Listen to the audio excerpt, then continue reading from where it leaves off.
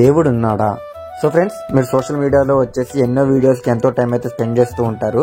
So నా request మీదగా అయితే ఈ ఒక్క నిమిషం అయితే నా వీడియోకి అయితే టైం స్పెండ్ చేయండి. మనమంటే ఈ ప్రపంచంలో ఆ దేవుడు ఈ దేవుడు అనుకుని తనుకుంటూ అయితే ఉంటాము. సో మన ప్రపంచానికి సంబంధం లేకుండా ఎక్కడో దూరంగా బ్రతుకుతున్న గిరిజనులు కావచ్చు, ఆదివాసులు కావచ్చు, అడవిలో బ్రతుకుతున్న మనుషులు కావచ్చు, వారందరూ ఎవరిని పూజిస్తారు అనేది ఈ వీడియోలో చూపిస్తామన్నమాట.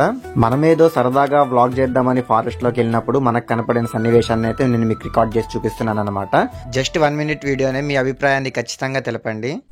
ఇంత దట్టమైన అడవి మధ్యలో కూడా మనకి దేవుడు అని మనం ఎక్కడైతే సిటీలో కూడా నమ్మము, దేవుడు అని మనం ఎక్కడైతే సిటీలో కూడా కొంతమంది ఉన్నాడా లేదా అని వాదిస్తూ ఉంటారో, ఇంత దట్టమైన అడవిలో కూడా ట్రైబల్స్ వాళ్ళు ఉంటారు కదా.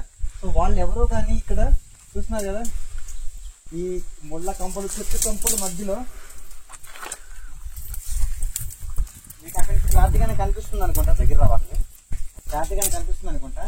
చూడండి, ఇంత పెద్ద కొండ రాయి కింద 4 రాళ్ళు ఏర్పరిచి మధ్యలో ఒక రాయికి, అంటే దేవుడుగా భావిస్తాం కాబట్టి మన హిందువుల్లో ప్రతిది అక్కడ కనిపిస్తుంది కదా. మనం దగ్గరికి అయితే వెళ్ళాం, ఎందుకంటే మనం చెప్పులతో ఉన్నాం, అన్ని తిరుగుతున్నాం కాబట్టి. మీకు కనిపిస్తుంది కదా, దేవుడి ఆకారం అనేది మనం ఒకటి సృష్టించి ట్రైబల్స్ కమ్యూనిటీ దట్టమైన అడవిలో ఉండే ప్రజాతి కూడా వాళ్ళు ఇక్కడ దేవుడిని పూజిస్తారనమాట. సో మనకి దీన్ని బట్టి మనం నేర్చుకోవాల్సింది చాలా ఉంది. సో దీనికంటే నేను ఎక్కువ చెప్పదలుచుకోలేదు, మీరు తెలివైన వారని నేను ఆలోచిస్తున్నాను. సో మనం వచ్చిన పార్ట్ ఏదైతే ఉందో దాని గురించి మనం మిగతా గురించి మాట్లాడుకుందాం.